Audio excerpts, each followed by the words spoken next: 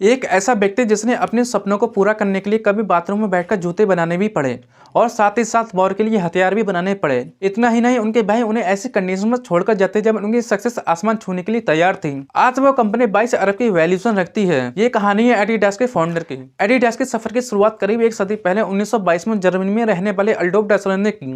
अल्डोफ अपनी पढ़ाई पूरी करने के बाद अपने पिता के जूते बनाने वाले छोटे बिजनेस में जुड़ जाते हैं। उस समय उनका इलाका हरजो जोनवर जूते बनाने वालों का गढ़ बन गया था। उस शहर की अधिकतर कपड़े बनाने की फैक्ट्री ने जूते बनाने का काम शुरू किया। वहां रहने वाले 3500 लोगों के लिए 112 लोग जूते बनाने का काम कर रहे थे। जिंदगी ऐसे तैसे आगे बढ़ रही थी कि पहले विश्व युद्ध ने मुसीबतें पैदा कर दी। पहले विश्व युद्ध के बाद जर्मनी की अर्थव्यवस्था को एक बड़ा झटका लगता है और जूते बनाने वालों की जिंदगी में परेशानियों का पहाड़ खड़ा हो जाता है। गरीबी से जूझ रहे अल्डोफ डैसलर अपने काम करने के लिए एक अच्छी जगह भी नहीं ले सकते थे, तो उन्होंने बाथरूम में बैठकर जूते बनाने का काम शुरू किया। तब बिजली की अच्छी व्यवस्था भी नहीं थी, तो अपने इक्विपमेंट्स को चलाने के लिए अल्डोफ अक्सर अपनी स्टेशनरी बाइक को इस्तेमाल करते थे। उसे पेडल मार मार कर चलाते जिससे बिजली पैदा होती, जो उनकी मशीनों को चलाने के लिए काम आती थी। अल्डोफ हमेशा से एक स्पोर्ट्स फैन थे। उन्होंने स्पोर्ट्स शूज बनाना शुरू किया। वह हमेशा से स्पोर्ट्स शूज को बेहतर बनाने के लिए कुछ ना कुछ एक्सपेरिमेंट करते थे। इन्हीं में से था एक एक्सपेरिमेंट जूतों के नीचे मेटल स्पेक्स लगाना, जो आज के समय में बहुत फेमस हो चुका है। जुलाई 1924 में अल्डोफ के बड़े भाई रुडोल्फ ने बिजनेस में हिस्सा लेना शुरू किया। रुडोल्फ को कई जगह काम करने का एक्सपीरियंस था।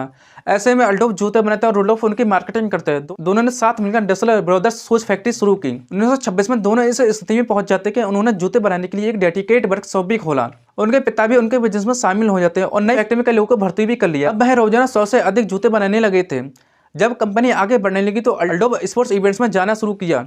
यहीं से उनकी किस्मत ने पलटी मारी। 1928 में ओलंपिक्स में हुए, जिसमें बहुत से athlete Dassler brothers shoes factory के जूते पहने। 1936 में बर्लिन में हुए ओलंपिक्स में उन्होंने अमेरिका में जैसे ओवेन से डैसलर ब्रदर्स शूज फैक्ट्री के जूते पहनने के लिए मना लिया।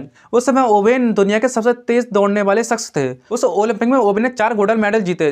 देखते ही देखते अल्डोफ के जूतों की मांग आसमान में जा पहुंची। अभी अल्डोफ की कंपनी सफलता की उड़ान ही शुरू कर रही थी कि दूसरे विश्व युद्ध आ गया। जब जर्मनी की सेना पोलैंड में जा घुसी तो जर्मनी हार गया। युद्ध को जारी रखने के लिए उन्हें अधिक हथियार की जरूरत थी। ऐसे में जर्मनी की सरकार ने बहुत सारी फैक्ट्रियों को हथियार बनाने के काम में लगा दिया। डैसलर ब्रदर्स शूज फैक्ट्री में हथियार बनाने लगे। 1945 में अमेरिका सेना अल्डोफ के गांव हर्जो जोनोज में आ घुसी। अल्डोफ की फैक्ट्री को निस्तनाबूद करने का फैसला लिया, लेकिन अल्डोफ की पत्नी ने जैसे तैसे सेना को मना लिया कि कंपनी स्पोर्ट्स शूज बनाती है। इसके बाद जब अमेरिका के लोगों को पता चला कि अमेरिकन एथलीट जैसी Owen Dassler brothers shoes factory के जूते पहनते हैं, तो उनके जूतों की मांग बढ़ने लगी। दूसरे विश्व युद्ध के बाद जर्मनी की अर्थव्यवस्था का बुरा हाल हो गया था। वर्कर्स को देने के लिए पैसे तक नहीं थे, तो उन्हें काम के बदले कपड़े या जलाने की लकड़ियां दी जाने लगी। इसी मुसीबत के दिनों में एक और दिक्कत सामने आई। डैसलर भाइयों के बीच विवाद हो जाता है। 1948 में दोनों अलग अलग हो जाते हैं। रुडोल्फ ने कसम खाई कि वह कभी भी जिंदगी में अल्डोफ से बात नहीं करेंगे। रुडोल्फ ने रूडा नाम से अपने जूते बनाने की कंपनी शुरू की। हालांकि बाद में उन्होंने कंपनी का नाम बदलकर पूमा कर दिया, क्योंकि रूडा एथलीट के हिसाब से ठीक नहीं लगता था और ये दुश्मनी करीब 60 साल तक चलती रही। 1949 में अल्डोफ ने अपनी कंपनी का नाम बदलकर एडिडास कर दिया। अल्डोफ डैसलर का सपना था कि दुनिया का हर एथलीट उनकी कंपनी का जूता पहने। वैसे तो ये सपना पूरा नहीं हो सका, लेकिन अधिकतर लोग एडिडास के जूते पहने हुए नजर आते हैं। लोग समझते हैं कि एडिडास का मतलब है कि all day I dream about sports से जुड़ा है। हालांकि ये नाम उनके नाम से जुड़ा है। एडी उनका पहला नाम है और डास उनके उपनाम का शुरुआती नाम है। इसके बाद से उनकी कंपनी तेजी से आगे बढ़ने लगी और देखते ही देखते पूरी दुनिया में छा गई। कभी बाथरूम से हुई ये कंपनी आज $22 बिलियन की कंपनी बन चुकी है। दोस्तों, आपको ये वीडियो कैसी लगी? वीडियो अच्छी लगी तो इस वीडियो को लाइक और चैनल को सब्सक्राइब करना ना भूलिए। चलिए मिलते हैं नेक्स्ट वीडियो में, तब तक के लिए बाय।